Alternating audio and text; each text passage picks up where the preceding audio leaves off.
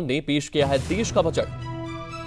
53.5 लाख करोड़ से ज्यादा का बजट पेश किया गया है। टैक्स स्लैब में कोई बदलाव नहीं किया गया है। आर्टिफिशियल इंटेलिजेंस और नई तकनीकों को बढ़ावा देने पर जोर दिया गया है। भारत ग्लोबल मैन्युफैक्चरिंग हब बनेगा, इस बात का जिक्र भी उनकी ओर से कहा गया है। वहीं अगर बात करें तो अगले 5 सालों में 20 नए जलमार्ग चालू किए जाएंगे। तो ये तमाम बड़ी घोषणाएं उनकी ओर से की गई है।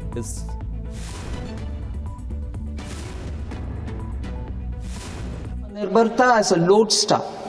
We have built domestic manufacturing capacity, energy security, and reduced critical import dependencies.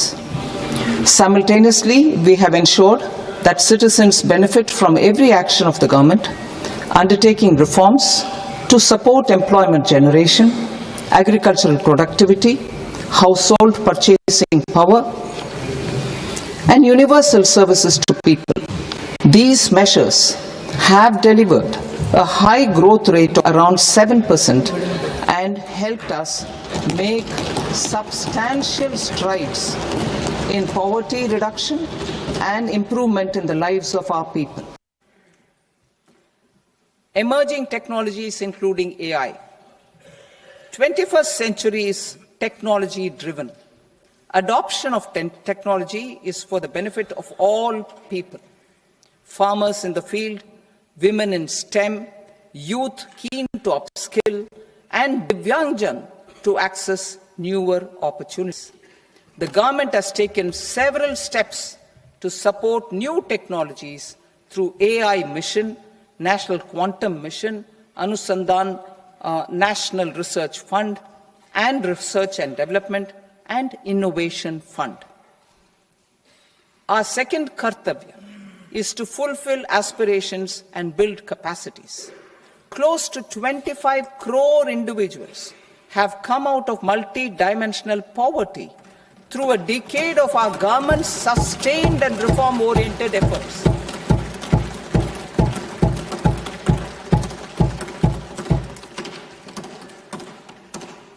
Our government has therefore decided to place a renewed emphasis on the service sector to provide a pathway to fulfilling aspirations of a youthful India with the following measures. I propose to set up a high-powered education to employment and enterprises standing committee to recommend measures that focus on services sector as a core driver of Viksit Bharat. तो विकसित भारत को लेकर के ये पूरा की पूरा आम बजट देखने को मिला है। वहीं किस तरीके से बजट है, ग्राफिक्स के जरिए इसको भी समझ लेते हैं। टैक्स स्लैब में कोई बदलाव फिलहाल के लिए नहीं देखने को मिला है।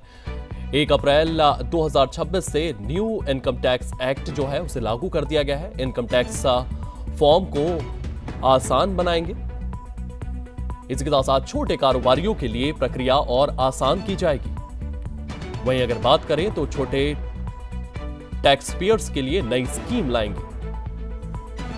विदेश यात्रा पर टीडीएस टीसीएस घटाकर 2% किया गया है। 31 जुलाई तक दाखिल कर सकते हैं रिटर्न। अपरकट आय की सीमा 1 करोड़ करने का प्रस्ताव भी दिया गया है। अघोषित संपत्ति पर सजा की जगह टैक्स लगेगा। मोटर एक्सीडेंट क्लेम को टैक्स से छूट दी गई है।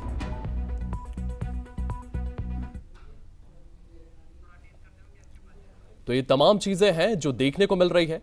आपको बता दें कि 2047 के विकसित भारत का ये टैक्स देखने को मिला है। लगातार सरकार की ओर से यह बात कही जा रही थी कि 2047 तक भारत को विकसित राष्ट्र बनाना है और कहीं ना कहीं उस विकसित भारत की नींव जो है इस टैक्स से बनती हुई नजर आ रही है। इस टैक्स में तमाम तरीके की चीजें देखने को मिली है और इस टैक्स को डिस्कस करने के लिए इसे आम आदमी के हिसाब से किस तरीके से सरकार की ओर से सामने रखा गया है। हमारे साथ हमारे 2 मेहमान जुड़ चुके हैं। हमारे साथ आरसी गोयल सीनियर इकोनॉमिस्ट हमारे साथ मौजूद हैं। इसी के साथ पूर्णिमा बांका एमएसएमई एक्सपर्ट्स हमारे साथ मौजूद हैं। सबसे पहले मैं आरसी गोयल के पास जाना चाहूंगा। सर, मैं मोटा माटी इस टैक्स को आपसे समझना चाहूंगा। एक आम व्यक्ति के हिसाब से ये टैक्स किस तरीके से आप देख रहे हैं और जिस तरीके से सरकार की ओर से एक विजन रखा गया है कि 2047 तक भारत को विकसित भारत बनाना है और सरकार की ओर से भी ये कहा जा रहा है कि ये उसकी नींव की तरह काम करेगा, इस टैक्स को आप कैसे देख रहे हैं आसान भाषा में? सर देखो, जो टैक्स का जो सिस्टम है वो लगभग वही है जो पिछले साल था। इस साल कोई चेंज नहीं की है। जो टैक्स कोड लगने वाली बात है, टैक्स कोड तो बदलना था, ड्यू था। 61 का टैक्स कोड चल रहा था और 50-40 साल में सारा बदला गया था ये जी। तो इसको आसान बनाया गया है, प्रोसीजरल चेंजेस की है। जो टैक्स रेट की बात है वो वही है जो पिछले साल थी जी। कोई उसमें खास चेंजेस नहीं है। इतनी चेंजेस आप कह लो कि जहां पेनल्टी से ज़्यादा काम चला गया है, सज़ा जो है वो नहीं दी गई, सज़ा काफ़ी कम कर दी गई काफ़ी चीज़ों में। आम आदमी का मतलब यही है कि उनको अगर कहीं चोरी हो जाती है, गलती से हो जाती है या जानबूझ के की जाती है, तो टैक्स दे के काम चला लो और उसको सज़ा नहीं होगी। रही कैपिटल एक्सपेंडिचर की, जो मेन बजट पे आते हैं हमारा जो टोटल खर्चा है वो 53 लाख करोड़ है जी। और इस बार कैपिटल एक्सपेंडिचर है 1,22,000 करोड़। उसकी जो परसेंटेज है वो लगभग वही 12-14% ही आती है टोटल बजट का, इससे ज़्यादा नहीं है। तो कैपिटल एक्सपेंडिचर जब तक नहीं बढ़ेगा, कैपिटल एक्सपेंडिचर का मतलब होता है कि रेकरिंग इनकम, उससे एम्प्लॉयमेंट जनरेट होती है, वो टोटल बजट का 10-15% से ज़्यादा नहीं है। तो पिछले साल से थोड़ा बहुत बढ़ा है लेकिन परसेंटेज के रूप में लगभग वही है। जी, तो ये तमाम चीजें जो है ये यहाँ पर देखने को मिली है हमारे साथ। जी जी जी जी। लगभग पिछले सालों से मैं देखता हूँ टोटल बजट का 1/3 लोन लेते हैं, 2/3 खर्च हो जाता है। इस बार भी 16,95,000 का लोन है, वो लगभग 1/3 ही बनता है।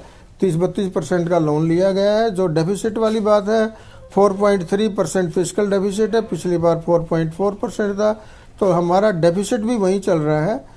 इसमें जो रिसीट एंड पेमेंट वाली बात है, कोई चेंजेस मुख्यतः कोई चेंजेस नहीं है, एक्सेप्ट के टैक्स कोड को लागू किया गया है। ये लागू करना बहुत ओवरड्यू था। 61 से आप कितने साल लगा लो, आप अब तक आई साल 1% भी चेंज होगी तो सारा चेंज हो गया था ये। तो 60 टैक्स कोड वाज ओवरड्यू। तो there is nothing change, major change इस बजट में मेरे हिसाब से कुछ भी नहीं है जी। और जो टैक्स प्लानिंग वाली बात है कि आगे इसके फ्यूचर जो देखते हैं, फ्यूचर के हिसाब से तो लगभग ठीक है, लेकिन इमीडिएट जो टैक्स रिलीफ वाली बात है या लोगों को रिलीफ वाली बात है, वो इस बजट में कुछ भी नहीं है। जी आरसी गोयल साहब, तो यहाँ पर हमारे आरसी गोयल साहब की ओर से ये कहा गया है कि इसमें मोटा माटी कोई बदलाव नहीं है, लेकिन भविष्य के हिसाब से अगर देखा जाए तो ये बजट में उम्मीदें हैं। इसी के साथ अगर बात करें तो पूर्णिमा जी हमारे साथ मौजूद है। पूर्णिमा जी, एमएसएमई के आप एक्सपर्ट हैं, इस बजट में एमएसएमई के लिए क्या कुछ चीजें आप देखती हुई नजर आ रही हैं, और आने वाले टाइम में जिस तरीके से भारत एक बड़ा एक्सपोर्टर बनना चाहता है, उसके लिहाज से इस बजट को आप किस तरीके से देख रही हैं? Thank you. आई थिंक एक बहुत ही पॉजिटिव बजट था फॉर एमएसएमई। गवर्नमेंट ने एसएमई फंड लॉन्च किया है 10,000 करोड़ का। एग्जिस्टिंग सेल्फ रिलायंट फंड जो कि आत्मनिर्भर फंड है, उसको 2,000 करोड़ और अलॉट किए हैं, और बैंक्स को 7 लाख करोड़ का और टारगेट दिया है, इंक्रीमेंटल टारगेट दिया है, जिसमें उनको एमएसएमई के तरफ और फंडिंग पहुंचानी है। इस एमएसएमई फंडिंग का एक बहुत बड़ा ज़रिया है एनबीएफसीज। गवर्नमेंट ने एक दूसरा बड़ा फोकस दिखाया है ट्रेड प्लेटफॉर्म पे, जो कि सप्लाई चेन को स्ट्रेंथन करता है। सप्लाई चेन को ये अहमियत मिलना कि वो एक इम्पॉर्टेंट सेक्टर है दैट नीड्स टू, जिसको स्ट्रेंथन करना ज़रूरी है to so that last mile credit पहुँचे। वो भी गवर्नमेंट ने एक बहुत बड़ा इनिशिएटिव लिया है, जहाँ पे एमएसएमई को फास्टर पेमेंट्स होंगे। इनवॉइस बैक डिस्काउंटिंग जो होती है, उसको असेट बैक सिक्योरिटी का दर्जा देने के लिए प्रपोजल दिया है, जो सिक्योरिटाइजेशन में मदद करेगी एंड देयरफॉर ज़्यादा कैपिटल एमएसएमईज को पहुँच सके, उसके लिए बहुत बड़ा इनकरेजिंग स्टेप है। एमएसएमई को लिक्विडिटी पहुंचाना, कैपिटल पहुंचाना, इसके लिए गवर्नमेंट ने बहुत फोकस किया है, विच विल जो इवेंचुअली कंट्रीब्यूट करेगी गवर्नमेंट के विकसित भारत मोटिव को।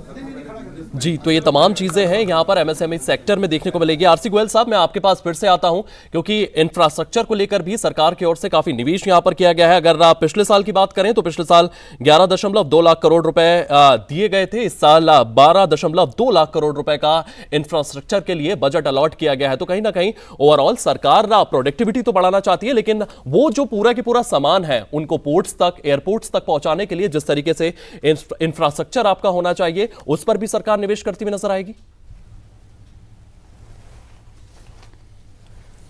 देखो, एयरपोर्ट के ऊपर पहले भी ध्यान था। अब लगभग 50 के करीब एयरपोर्ट थे, अब 160 के करीब हो चुके हैं।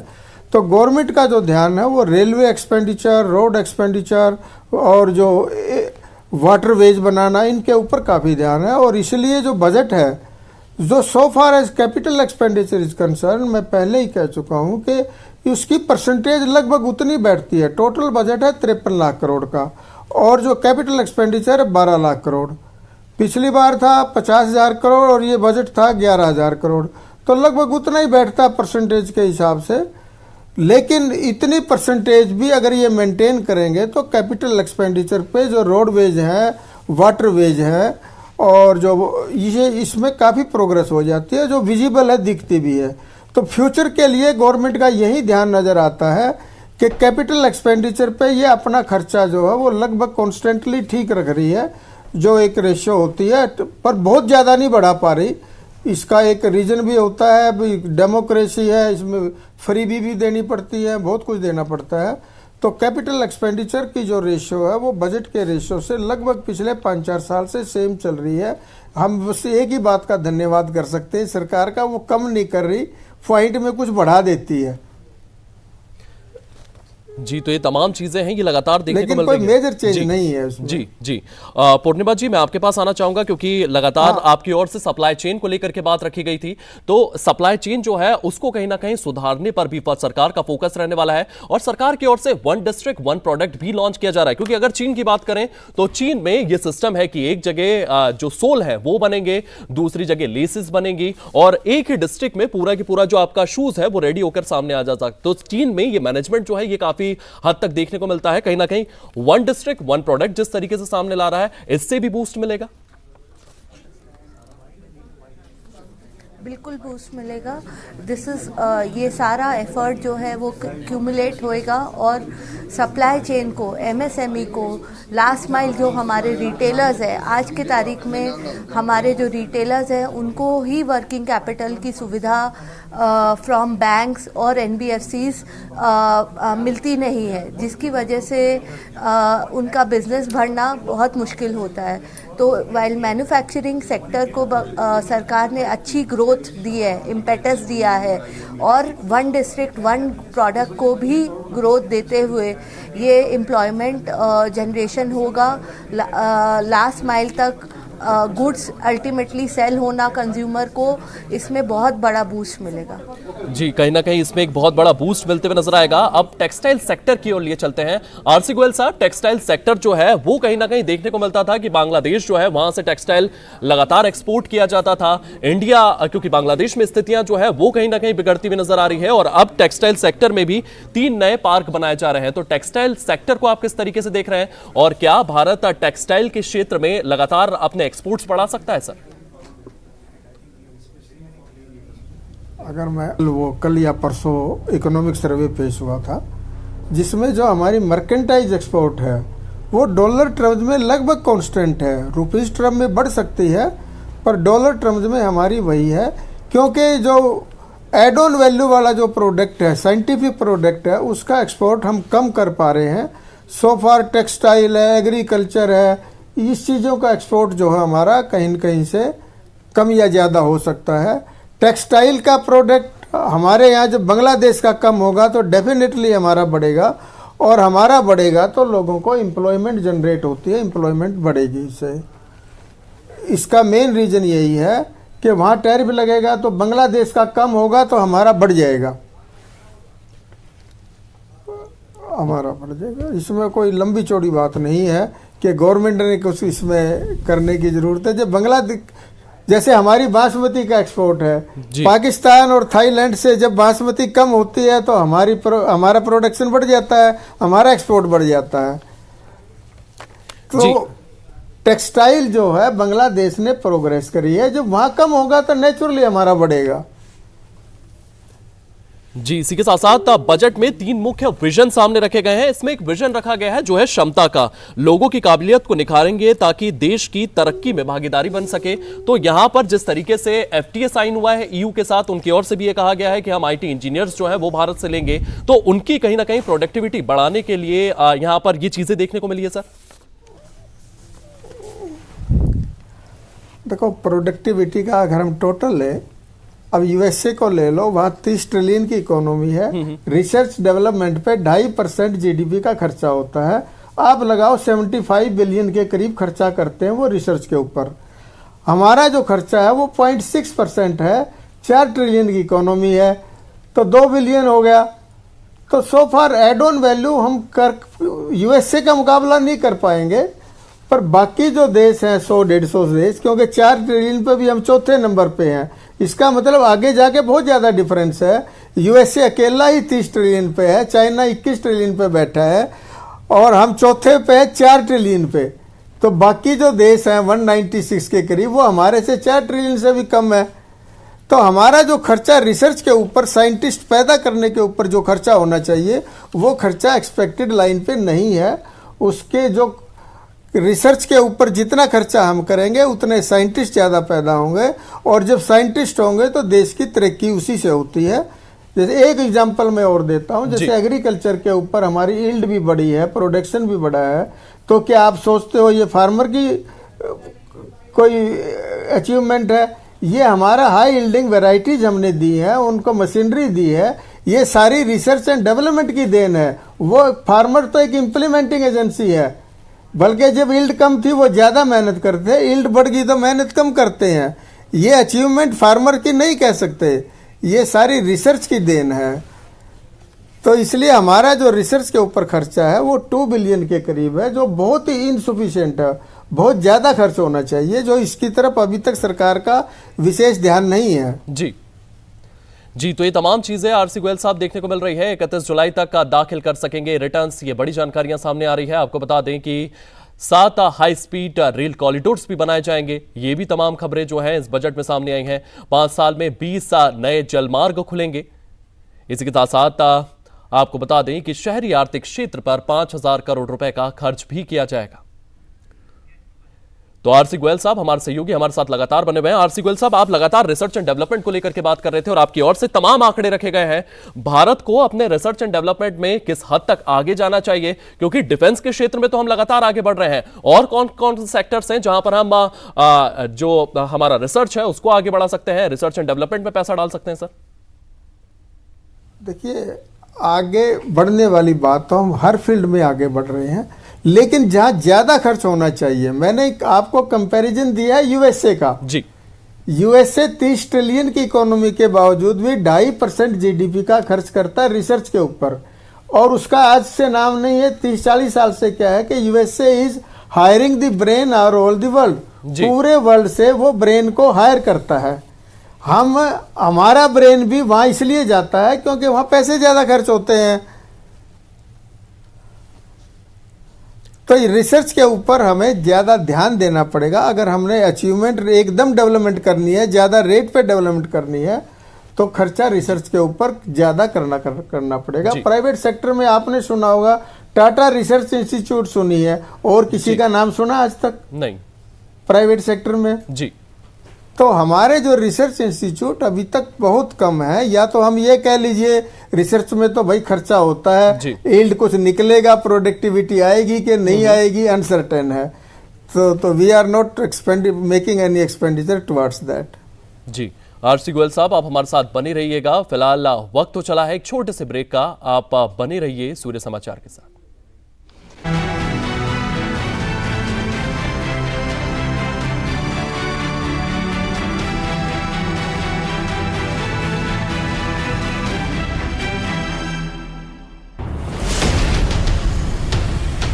खबरों के शोर में जब सच्चाई दबने लगी, हकीकत से खबरों का वास्ता टूटने लगे,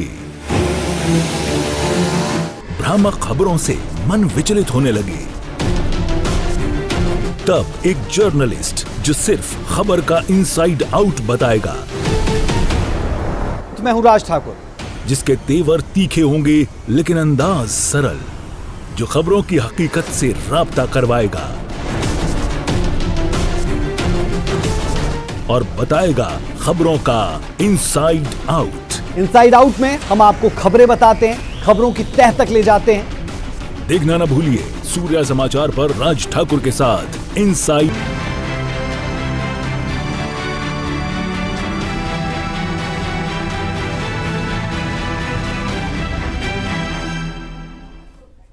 तो ब्रेक के बाद आप सभी का एक बार फिर से स्वागत है। बजट को लेकर के हम चर्चा कर रहे हैं कि ये बजट जो है यह आम व्यक्ति के लिए कितना महत्वपूर्ण है, कितना फायदेमंद है, और देश की जिस तरीके से एक विजन सामने है 2047 तक भारत को विकसित भारत बनाना है, उसके लिहाज से ये बजट कितना महत्वपूर्ण है। और आरसी गोयल साहब सीनियर इकोनॉमिस्ट हमारे साथ लगातार बने हुए हैं। आरसी गोयल साहब, यहां पर ग्रोथ रेट की भी बात कर लेते हैं। पिछले सुधारों की वजह से भारत 7% की विकास दर हासिल कर रहा है, जिससे गरीबी कम हो रही है। तो इस सेगमेंट में लगातार हम लोग आगे बढ़ रहे हैं। हमारी इकोनॉमी की अगर बात करें तो वो भी बूस्ट होती हुई नजर आ रही है सर। और मैं आपसे जानना चाहूंगा कि जिस हिसाब से क्या एक आम आदमी की जो लाइफस्टाइल है उसमें भी अपग्रेड देखने को मिल रहा है सर, और इसी के साथ साथ आप पीपीपी को लेकर भी जानकारी दीजिए सर। देखिए, ये जो बजट वाली बात है, हम प्रोग्रेस कर रहे हैं 7% से, इसमें कोई दो राय नहीं है। और ये प्रोग्रेस पिछले 10-15 साल से ले रहे हैं 6 से 7% तक। 47 तक जो विकसित भारत वाली बात है, वहां पर हमें ग्रोथ रेट चाहिए 8%, तो उसमें थोड़ी सी लैकिंग है। 47 का हमारा टारगेट है, पर मुझे नहीं लगता वो वहां तक हम अचीव कर पाएंगे, क्योंकि 7% के करीब हम चाहते हैं, वहां 8% चाहिए। लेकिन गवर्नमेंट जो है making an efforts to expenditure on capital expenditure, वो एक अच्छी चीज़ है। हर साल कुछ न कुछ बढ़ाने की कोशिश करती है। बाकी डाटा तो देखो ऐसे है, एजुकेशन के ऊपर पिछली साल था 856 करोड़, इस बार कर रहे हैं 969 करोड़, 100 करोड़ बढ़ा दिए। तो मेडिकल एक्सपेंडिचर था पिछली बार 2600 करोड़ था, इस बार 2642, 50 करोड़ बढ़ा दिए। तो ये तो सारी एक जगलरी करनी पड़ती है, क्योंकि एकदम ना रिवेन्यू बढ़ सकता है, तो रिवेन्यू नहीं बढ़ेगा तो हम एक्सपेंडिचर भी ज़्यादा नहीं बढ़ा सकते। तो थोड़ा बहुत करके कैपिटल एक्सपेंडिचर जितना हम बढ़ाएंगे उतनी ही एम्प्लॉयमेंट जनरेट होगी। और ओवरऑल जो प्रोग्रेस की बात है, प्रोग्रेस तो ठीक है, हो रही है, और ये जितना कर सकते हैं एक डेमोक्रेटिक कंट्रीज में हम उतना बढ़ा रहे हैं। जहाँ खर्चा करना चाहिए वो मैं आपको बताया है कि खर्चा रिसर्च के ऊपर करना चाहिए। वहाँ से 100% हम ये नहीं कह सकते कि कुछ निकलेगा या नहीं निकलेगा, उस पर सक्सेस रेट आएगा कि नहीं आएगा, लेकिन फिर भी खर्चा करना चाहिए। जैसे स्टार्टअप का ले लीजिए, 100 स्टार्टअप होंगे, 1-2% सक्सेस होता है, 98% फेल हो जाते हैं। लेकिन जो 1-2% बढ़ेगा वो 98% का घाटा पूरा कर देते हैं। इसी तरह रिसर्च के ऊपर होती है कि जितने 1000 अगर कोई आदमी रिसर्च पर लगे हुए हैं, एक आदमी की भी अचीवमेंट आ जाए तो 1000 के बराबर हो जाती है। तो we should make maximum expenditure on research and development. और so far as revenue is concern, revenue बढ़ाना एक डेमोक्रेटिक कंट्री में आसान नहीं है। इलेक्शन रोज आते रहते हैं, तो जब हम रिवेन्यू बढ़ाएंगे किसी के ऊपर टैक्स लगेगा, टैक्स बढ़ेगा तो लोग वोट जाएंगे, लोग नाराज हो जाएंगे। तो इतना, लेकिन फिर भी एक डायरेक्शन होती है। डायरेक्शन इस गवर्नमेंट की ठीक है, ये कैपिटल एक्सपेंडिचर आई साल कोशिश कर रही है बढ़ाने की, बढ़ा भी रही है। इसके साथ साथ आरसी गोयल साहब, मैं आपसे ये भी जानना चाहूंगा कि जिस हिसाब से फ्रीबीज जो है वो भी देश में लगातार बढ़ती जा रही है, इसका प्रभाव देश के विकास पर, देश की इकोनॉमी पर किस तरीके से पड़ता है सर? देखिए, फ्रीबीज का हमेशा इफेक्ट दो तरीके होती हैं। आपने चाणक्य को भी सुना होगा कि इनकम का 10% डोनेट करना चाहिए, गरीब को रोटी मिलनी चाहिए ताकि वो शांति से रह सके। अगर रोटी नहीं मिलेगी तो वो छीनेगा। तो फ्रीबी ऐसा नहीं है कि फ्रीबी का नाम दे दिया कि ये अनडेमोक्रेटिक का होनी नहीं चाहिए। गरीब आदमी को चंदा मिलना चाहिए, तभी शांति रह सकती है, अदरवाइज तो चोरी डकैती आ जाएगी। फ्रीबी इतनी बुरी चीज़ नहीं होनी चाहिए। बात लिमिट की होती है freebie should not exceed 10% of the budget. Total खर्च का 10% से ज़्यादा एक्सीड नहीं करना चाहिए। जो हम 10-12 करोड़ 20% के करीब लेंगे वो गलत है, वो सिस्टम गलत है, वो नेगेटिव इफेक्ट डालता है। क्योंकि कोई भी चीज़ वाइबल होगी तो डेवलपमेंट करेगी, वाइबल नहीं होगी तो गवर्नमेंट की भी कॉरपोरेशन प्रॉफिट नहीं देगी तो गवर्नमेंट कितने दिन चलाएगी पैसे देके। तो हर चीज़ को वाइबिलिटी जरूरी है, और वाइबिलिटी तब तक बढ़ेगी जब तक हम फ्रीबी के ऊपर लिमिट लगाएंगे। उसको आप फ्रीबी कहिए, चंदा कहिए, या गरीब आदमी की हेल्प कहिए, कुछ भी कह सकते हैं उसको। तो फ्रीबी बुरी चीज़ नहीं है, लेकिन ज़्यादा खर्चेंगे तो फ्रीबी अपने आप बुरी हो जाएगी। आप जैसे एग्जाम्पल मैं आपको छोटा सा पंजाब का देता हूँ, 20-25 हज़ार करोड़ रुपए की एग्रीकल्चर सब्सिडी है, अनसस्टेनेबल सब्सिडी है, ये इससे पंजाब चल नहीं सकता। इसी तरह देश के अंदर अब की बार जो खबर थी वो बड़ी अच्छी खबर थी कि टोटल मिला के डिस्ट्रीब्यूशन जो इलेक्ट्रिक डिस्ट्रीब्यूशन जो कंपनियां हैं उसमें थोड़ा प्रॉफिट आया है। तो इसका मतलब वो सस्टेनेबल होगी। जब सस्टेनेबल होगी, चोरी कम होगी तो रेट कम आ जाएंगे। जैसे अब अभी आपने देखा टैक्स रेट भी कम आ गए, जीएसटी रेट भी कम आ गए। तो जैसे टैक्स की कलेक्शन होगी तो टैक्स रेट कम आ जाएगा। गवर्नमेंट ने तो नो प्रॉफिट नो लॉस पे चलना है जी। अगर चोरी होगी तो किसी को जो दे सकता उसके ऊपर रेट बढ़ जाएंगे जी। कहीं ना कहीं फ्रीबीज जो है उनको भी एक लिमिट में रखना चाहिए। और हमारे साथ जसोदा गुलिया फाइनेंशियल एक्सपर्ट हमारे साथ जुड़ चुकी हैं, मैं उनके पास आपको लिए चलता हूं। जसोदा जी, आप इस पूरे के पूरे आम बजट को किस तरीके से देख रही हैं, और जिस तरीके से सरकार की ओर से विजन सामने रखा गया है 2047 का, उस लिहाज से इस बजट को आपकी नजर से आप कैसे देखती हैं? देखिए आयुष, अभी हमने हमारी फाइनेंस मिनिस्टर को बजट पेश करते हुए सुना है। उन्होंने एमएसएमई सेगमेंट के बारे में और ओवरऑल फाइनेंस सेगमेंट के बारे में जो उन्होंने अपने कुछ अच्छे मूव्स भी हैं और कुछ थोड़े बैलेंस मूव भी हैं। अच्छे मूव्स में ये है कि उन्होंने एमएसएमई सेगमेंट के लिए 10,000 करोड़ का एक फंड एलोकेट किया है, जो कि एक अच्छा मूव है।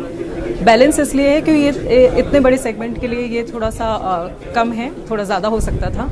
वैसे ही उन्होंने ट्रेडेक्स प्लेटफॉर्म के लिए जिस तरीके से बात करी है, ये एक हमारी ओवरऑल एमएसएमई सेगमेंट के लिए काफ़ी ग्रोथ वाला पॉइंट हो सकता है, क्योंकि इससे उन्हें जो सप्लाई चेन फाइनेंस में हेल्प मिलेगी, सप्लाई चेन में स्पेसिफिकली बिल डिस्काउंटिंग में उनको हेल्प मिलेगी, तो जो एक ग्रोथ के लिए एक अच्छा मूवमेंट है। हम अगर ओवरऑल बजट की बात करें तो finance sector specifically bank NBFC segment की तरफ से कुछ और भी मूव एक्सपेक्ट कर रहे थे। स्पेसिफिकली जब हम सरफेसी एक्ट की बात करते हैं तो एक लंबे समय से हमारी एक ओवरऑल इंडस्ट्री की तरफ से ये एक डिमांड थी कि उसको एक तरह से दोबारा से अमेंड किया जाए in favour of NBFC sector. वहीं हम रीफाइनेंसिंग सोर्स की बात कर रहे थे कि जिस तरीके से एनबीएफसी सेक्टर जो है वो ओवरऑल एमएसएमई सेगमेंट में बहुत बड़ा रोल प्ले करता है क्रेडिट फैसिलिटीज़ के माध्यम से। वहीं पर ही जिस तरीके से हमें एसेट क्लासिफिकेशन और एसेट परफॉर्मेंस की बात की जाती है तो हमें बिल्कुल बैंकिंग टर्म्स के अकॉर्डिंगली बैंकिंग पावर पे लेकर के आते हैं। बट देन अगर हम लाइबिलिटी सेगमेंट की तरफ बात करें तो हम चाहते हैं कि उसी तरीके से हमारे पास भी सोर्स ऑफ फंड्स के जो माध्यम हैं वो उस तरीके से होने चाहिए। तो रीफाइनेंसिंग के लिए we were expecting yes. Jasoda, मैं आपसे ये भी जानना चाहूंगा कि जिस तरीके से बजट सामने आता है उसके बाद शेयर मार्केट जो है वो गिर जाता है, इसके पीछे क्या कुछ कारण है? इसके पीछे देखिए यही कारण है एक्सपेक्टेड वर्सेस डिमांड, कि अगर आपकी एक्सपेक्टेशन के हिसाब से चीज़ें, अगर आपको लगता है कि हाँ चीज़ें ग्रोथ की तरफ मूव कर रही हैं तो जाहिर सी बात है एक सेगमेंट ओवरऑल पॉजिटिव रिएक्ट करता है। वहीं इन केस अगर जो जिस तरीके से एक्सपेक्ट किया जाता है और उस तरीके से अगर आपको लगता है कि चीज़ें काफ़ी नहीं हैं तो वो एक नेगेटिव मूव की तरफ जाता है। तो अभी ओवरऑल हम ऐसा कहेंगे कि थोड़ा सा अभी ये बैलेंस्ड है, बैलेंस बजट है जिसमें बहुत ज़्यादा कुछ नेगेटिव नहीं है, ओवरऑल पॉजिटिव है जी। ओवरऑल पॉजिटिव है। आप हमारे साथ बनी रहिएगा। आरसी गोयल साहब भी हमारे साथ लगातार बने हुए हैं। आरसी गोयल सर, मैं आपसे भी जानना चाहूंगा ओवरऑल इस बजट को आप किस तरीके से देख रहे हैं? इसके साथ साथ चिप मैन्युफैक्चरिंग के लिए भी बजट अलॉट किया गया है, ये आने वाला भविष्य है, इस लिहाज से भी जिस तरीके से इस पर बजट दिया गया है इसको आप किस तरीके से देख रहे हैं सर? देखिए, जो नई टेक्नोलॉजी है जैसे आर्टिफिशियल इंटेलिजेंस है, सेमीकंडक्टर है, और ये ग्लोबल इकोनॉमिक्स है, जो भी नई टेक्नोलॉजी आएगी वो हमें अडॉप्ट करनी पड़ेगी। वोट के लिए अलग है, जैसे 91 में कुछ पॉलिटिकल पार्टी थी, उन्होंने कहा था कंप्यूटर आएगा तो एम्प्लॉयमेंट चली जाएगी। एम्प्लॉयमेंट कम हो या ज़्यादा हो, हमने नई टेक्नोलॉजी को अडॉप्ट करना पड़ेगा, और जो मार्केट में सस्ती चीज़ पैदा करनी पड़ेगी तब जाके एक्सपोर्ट होगी। अगर हम सस्ती नहीं करेंगे तो बाहर जाके एक्सपोर्ट नहीं हो पाएगी। तो so far as semiconductor is concerned, artificial intelligence is concerned, वो हमारी एक मजबूरी है कि इनके बगैर तो काम चल ही नहीं सकता। कोई भी नई टेक्नोलॉजी आएगी वो हमें अडॉप्ट करनी पड़ेगी।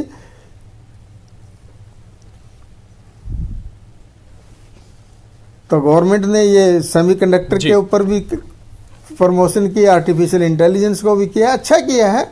मैं कहा फ्यूचर के लिए ठीक है, लेकिन ये कोई बजट के अंदर बहुत ज्यादा चीज नहीं होती। एक साल की रिसीट एंड पेमेंट होती है, एक डायरेक्शन दी जाती है, भाई हम ये करना चाह रहे हैं। 30 साल का बजट ये कंटिन्यूसली ठीक रखेंगे तो रिसर्च हो जाएगी। एक टाइम पे अगर रोक देंगे तो दिक्कत खड़ी हो जाएगी। जैसे हमारी क्लोज्ड इकोनॉमी थी, 91 में इसको धीरे धीरे ओपन किया है। कितने साल हो गए 91 से, अब तक भी हम 100% ओपन नहीं कर पाए 30 साल में। 91 में प्रोसेस स्टार्ट की थी ये जी। कहीं तो it is a continuous efforts जी, सरकार कोई भी आए एफर्ट्स, और कहीं ना कहीं सरकार की ओर से ये तमाम एफर्ट्स जो हैं वो ग्राउंड पर देखने को मिल रहे हैं। आरसी गोयल साहब, इस तमाम जानकारी के लिए आपका बहुत बहुत धन्यवाद, क्योंकि जशोदा जी हमारे साथ लगातार बनी हुई हैं, मैं उनके पास आपको लिए जा सकता हूं। जशोदा जी, मैं आपसे जानना चाहूंगा कि जिस हिसाब से ईयू के साथ हमारी एक बहुत बड़ी ट्रेड डील हुई है और उस ट्रेड डील के बाद भी ये बजट सामने आता है, इसमें कई ऐसी चीजें देखने को मिल रही है जो उस डील को भी सपोर्ट करती है। मतलब भारत जो है वो अपने बाजारों को खोलता हुआ नजर आ रहा है। इसी के साथ साथ अगर बात करें तो अपने एक्सपोर्ट्स भी बढ़ाना चाह रहा है। उस लिहाज से ईयू के साथ जिस हिसाब से डील हुई है और ये बजट सामने आया है, इसको आप किस तरीके से देख रहे हैं? देखिए, इस तरीके से हम ये कह सकते हैं कि हम कहीं ना कहीं काफ़ी आगे बढ़ने के मूड में हैं। हम अब पीछे नहीं जा रहे हैं। हम जिस तरीके से ओवरऑल, जैसे मैंने आपको कहा कि ओवरऑल बजट की बात करें तो काफ़ी पॉजिटिव है। और थोड़ी सी एक्सपेक्टेशन तो देखिए हर बार ऐसा ही होता है कि बहुत सारी एक्सपेक्टेशन होती है, लेकिन सारी एक्सपेक्टेशन एक टाइम पर कंप्लीट नहीं होती है। ओवरऑल यस, इस मूव में भी ये पॉजिटिव जा रहा है। वी आर एक्सपेंडिंग एंड जाहिर सी बात है हम आगे बढ़ने की कोशिश कर रहे हैं और ये एक अच्छा मूव है। क्योंकि मैं आपसे जानना चाहूंगा, एमएसएमई को लेकर भी लगातार 10,000 करोड़ रुपए का एमएसएमई ग्रोथ फंड बनाने का प्रस्ताव यहां पर दिया गया है। तो एमएसएमई सेक्टर किस तरीके से बढ़ता हुआ नजर आएगा, और जब एमएसएमई सेक्टर बढ़ेगा तो इस देश का आम आदमी किस तरीके से बढ़ता हुआ नजर आएगा, इस बारे में भी आपसे जानना चाहूंगा। देखिए, एमएसएमई सेक्टर की बात करें तो ये एक बहुत बड़ा सेक्टर है जो अगर हम नॉर्मली अगर एम्प्लॉयमेंट की बात करें तो 30 से 40% का एम्प्लॉयमेंट जनरेट करता है। अगर हम जीडीपी की बात करें तो उसमें एक कंट्रीब्यूशन बहुत बड़ा है। तो ये एक जो 10,000 करोड़ के फंड्स के एलोकेशन है, ये जाहिर सी बात है एक बड़ा सपोर्ट है एमएसएमई सेगमेंट के लिए। ये ऐसा कहेंगे कि अगर इससे ज़्यादा की एक्सपेक्टेशन थी, बट देन ये कह सकते हैं कि एक मूवमेंट है, स्टार्ट हुआ है, that is very impressive, very nice. And आगे एक्सपेक्टेशन तो देखिए होती ही है। वैसे ही इस सेगमेंट से जिस तरीके से हम अगर एमएसएमई सेगमेंट की बात करें तो इस सेगमेंट में अब एक ग्रोथ के चांसेस ज़्यादा होंगे। सपोर्ट मिल रहा है गवर्नमेंट की तरफ से। उसी तरीके से जब एक सेक्टर को कोई गवर्नमेंट से सपोर्ट मिलता है तो जाहिर सी बात है बहुत सारे सेगमेंट्स में वो पॉजिटिव इम्पैक्ट डालता है। अगर हम एनबीएफसी की तरफ से बात करें तो एनबीएफसी के सेक्टर में भी क्या होगा कि हमें अच्छा पोर्टफोलियो मिलेगा, हमें अच्छे रिकॉर्ड्स मिलेंगे एनबीएफसी के, क्योंकि एक ग्रोथ सेगमेंट मिलेगा और उसी तरीके से हम उन्हें क्रेडिट फैसिलिटीज़ अच्छे तरीके से दे सकते हैं। वैसे ही उन्होंने अभी ट्रेडेक्स प्लेटफॉर्म की जब बात करी थी तो जो एमएसएमई जो एनबीएफसीज बिल डिस्काउंटिंग देती हैं, एंकर ड्रिवन प्रोग्राम्स करती हैं और सप्लाई चेन फाइनेंस में अपना एक्सपर्टीज़ रखती हैं, उनके लिए जाहिर सी बात है जो एनबीएफसीज को एक सपोर्ट मिल रहा है ग्रोथ के लिए, उनको एक अच्छा पोर्टफोलियो मिलेगा और उनको फैसिलिटीज़, क्रेडिट फैसिलिटी देने में हेल्प होगी। क्रेडिट फैसिलिटीज जो है वो कहीं ना कहीं देने में यहाँ पर हेल्पफुल रहेगा। सप्लाई चेन को भी मजबूत करने के लिए यहाँ पर तमाम पॉइंटर्स जो है वो रखे गए हैं। इसी के साथ साथ अगर बात की जाए तो मैं आपसे जानना चाहूंगा कि वन डिस्ट्रिक्ट वन प्रोडक्ट भी यहाँ पर सामने रखा गया है, सप्लाई चेन को मजबूत किया जा रहा है। मतलब सरकार पूरी की पूरी चीजें ओवरऑल देख रही है कि आप एक डिस्ट्रिक्ट में प्रोडक्ट बनाए, उसको किस तरीके से ले जाना है, उसको किस तरीके से एक्सपोर्ट करना है। इन सब की सब जो पैचेस यहाँ पर थे, उन पैचेस को भी क्लीन करती हुई इस पर्टिकुलर बजट में गवर्नमेंट नजर आई है। बिल्कुल, देखिए इस बार इन केस अगर हम स्पेसिफिकली बात करें तो अगर हम प्रोडक्ट्स की बात करें तो उन्होंने सप्लाई चेन फाइनेंस को ही एड्रेस किया है, स्पेसिफिकली ट्रेडेक्स प्लेटफॉर्म के माध्यम से। तो ये एक पर्टिकुलर सेगमेंट बोल सकते हैं, येस। और इसी तरीके से उन्होंने इसमें क्रेडिट गारंटी स्कीम की भी बात की है, तो वो एमएसएमई सेगमेंट को अलग तरीके से एक सपोर्ट देता है फंड्स के अलावा। एक 10,000 का फंड्स अलग है उनको सपोर्ट करने के लिए, और क्रेडिट स्कीम के थ्रू जो क्रेडिट गारंटी स्कीम के थ्रू उन्होंने जो सपोर्ट करने की बात की है वो एक अलग है। तो ओवरऑल अगर हम इस प्रोडक्ट की बात करें तो जाहिर सी बात है कि इस प्रोडक्ट को उन्होंने एक तरीके से अलग नजरिया दिया है और अपनी तरफ से कोशिश की है कि इस प्रोडक्ट को सपोर्ट किया जाए। तो यस, इस सेगमेंट वाइज उन्होंने इसको एक तरह से टारगेट किया है। जी जशोदा जी, इस तमाम जानकारी के लिए आपका बहुत बहुत धन्यवाद। तो देश का आम बजट जो है वो निर्मला सीतारमण की ओर से पेश कर दिया गया है। ये बजट जो है इस लिहाज से देखना चाहिए कि 2047 में भारत को विकसित भारत बनना है, और कहीं ना कहीं इस बजट को उस सपने की नींव की तरह देखा जा रहा है। फिलहाल इस बुलेटिन में इतना ही। आप बने रहिए सूर्य समाचार के साथ।